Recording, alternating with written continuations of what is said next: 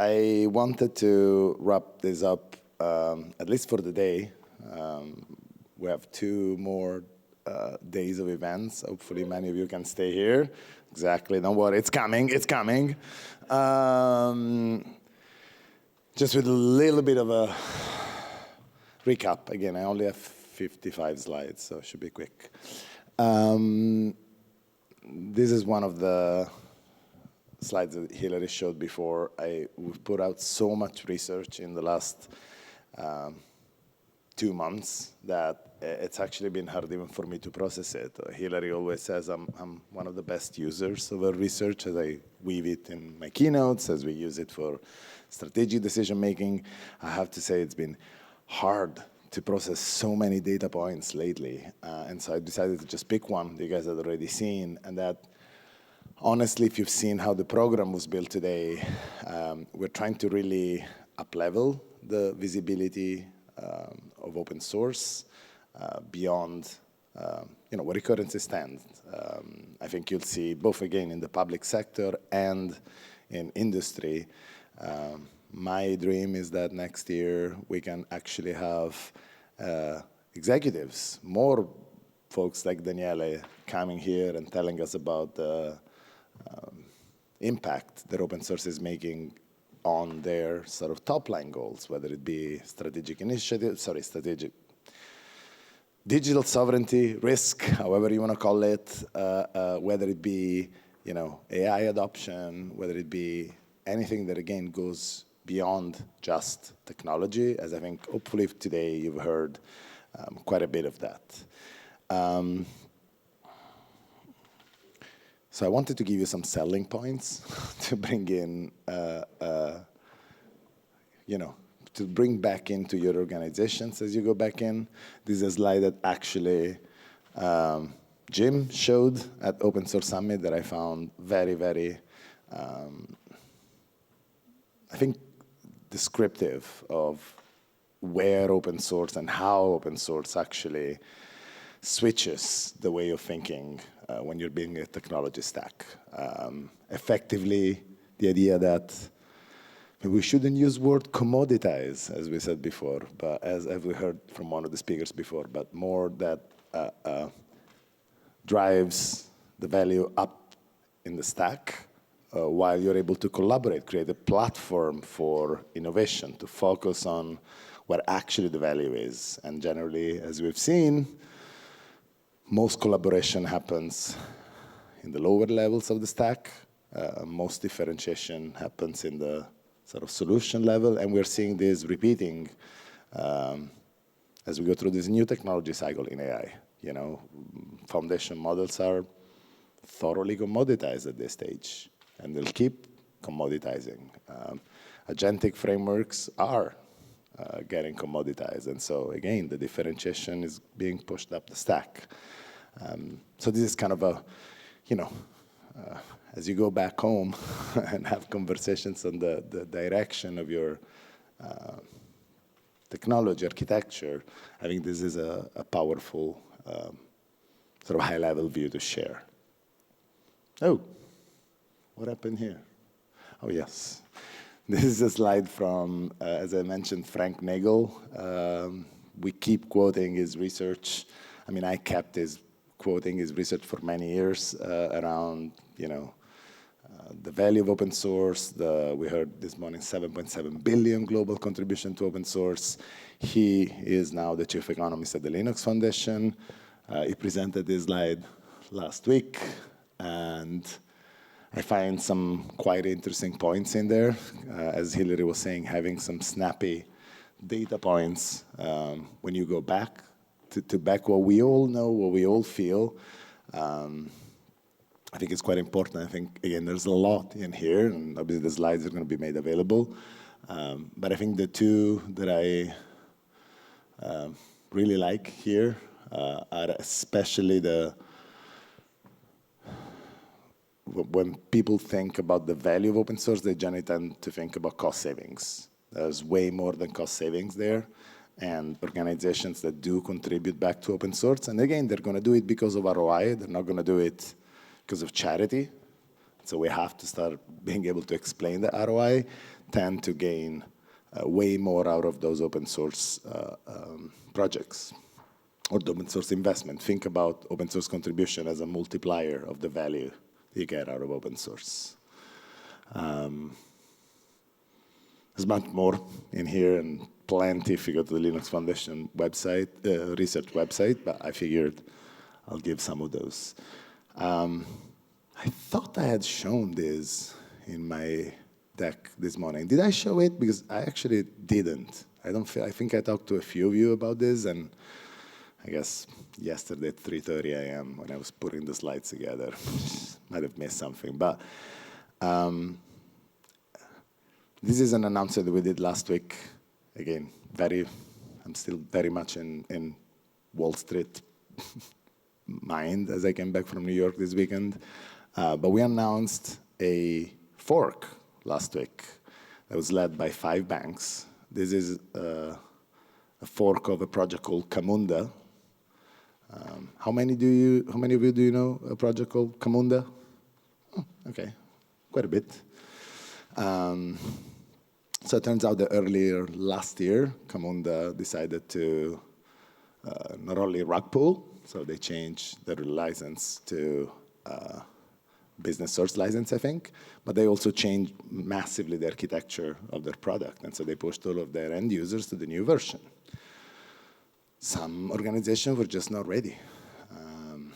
And so we had a couple of financial institutions coming to us and say, hey, is there any way that we could maintain a fork of the older version, still Apache licensed? So you're not new to the concept of, openly governed forks. We've seen it over and over again. But I think what's interesting here is, first of all, it's not technology companies, but it's banks doing that. And so if you work in one of those industries that we heard quite a bit about today, I think this is a first. And I think it's important to think that, again, we don't want to enter a sort of conflict or relationship with commercial open source vendors. We want to see more success in commercial open source vendors, but this is an option that at least in industries like banking, it's a sign of maturity. I didn't have these conversations until like a year ago. And so, as Hillary was saying, it's a bit of a bellwether of hopefully what we can see over and over again. And last week, all the CTOs that I talked to about this were kind of interesting and started to think about what other projects. If you think about it, financial services has thousands and thousands of developers, probably second only to big tech. So as they become open source ready, they correctly consider to potentially take matter in their own hands. I think this is something that as you think about technology strategies for the future, something to consider. This is another, I'm going to go box by box here so that you can have a very detailed understanding of what's going on here. Now we also had the global head of banking and capital markets from Accenture. So you're like, yeah, consultants, great. But he's a pretty senior guy and actually a guy that worked for 30 years on actual open source. He's been a huge fan of open source. We're not going to go into the details, but this is kind of a logical architecture of a banking infrastructure, of a banking system, both core banking with different business units. And I thought it was interesting that we are at the point of having very senior folks suggesting that about 70% of the core banking architecture is non-differentiating. That's obviously the premise that Finos was built on, but A, it wasn't me saying that, which is new, and B, again, we're talking about 70%, so it is a pretty aggressive number, and I'm sure if you build similar diagrams for other industries, you'll end up very much in similar concepts. I think particularly for regulated industries where there are common requirements mandated by the regulators. So I'm going to close with a question that generally is a follow-up question. Okay, great, I understand open source, I get it.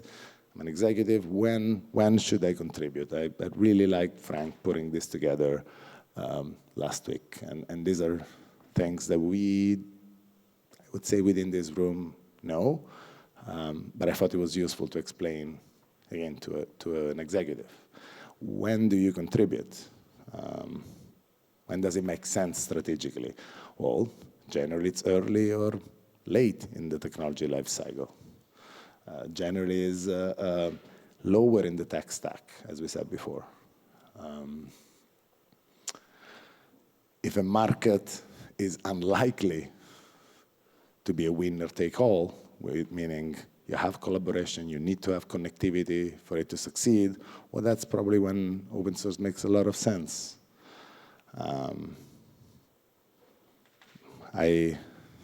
Someone mentioned Elon Musk before and Tesla.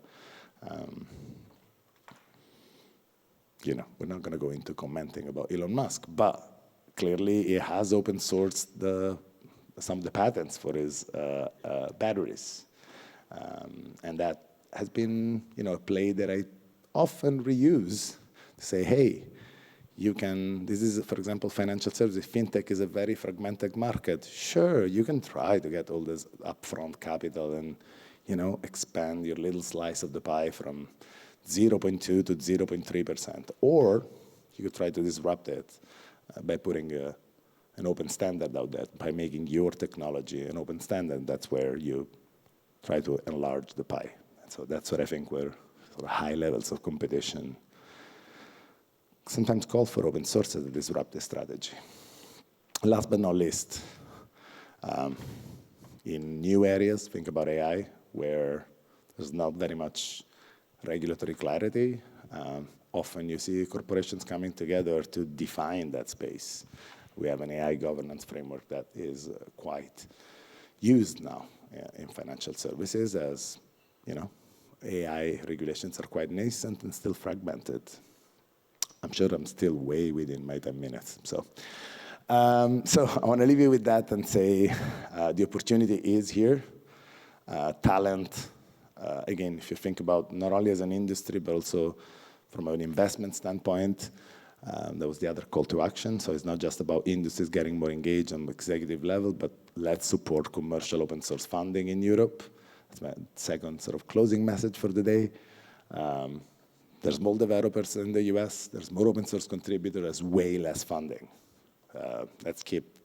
Let's speak out and fund and try to keep the developers here. If you want to learn more, we published the one QR code that probably we haven't shown yet as the state of open source, the commercial open source report. Very insightful to really show the circular economics between open source funding, open source projects, open source exits.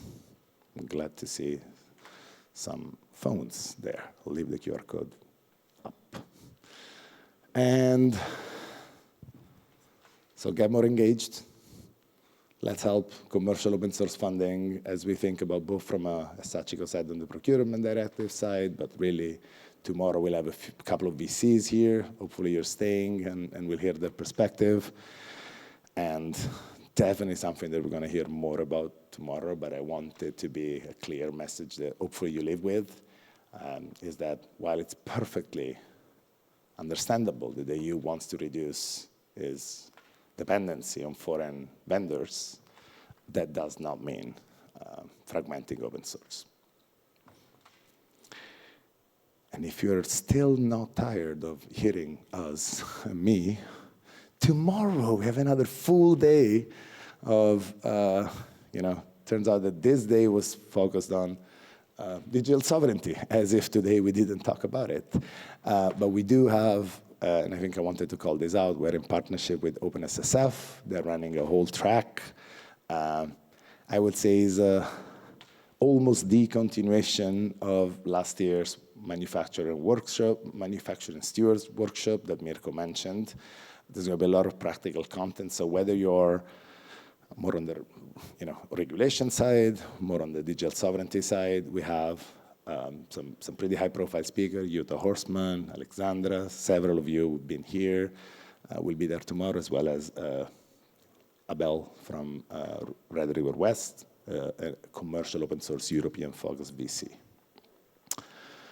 And Thursday, told you I was coming, don't forget, I know the registrations are going well, might be closed, but we have an event in Brussels hosted by OpenSSF and SEPS, very much focused on open source security and policy.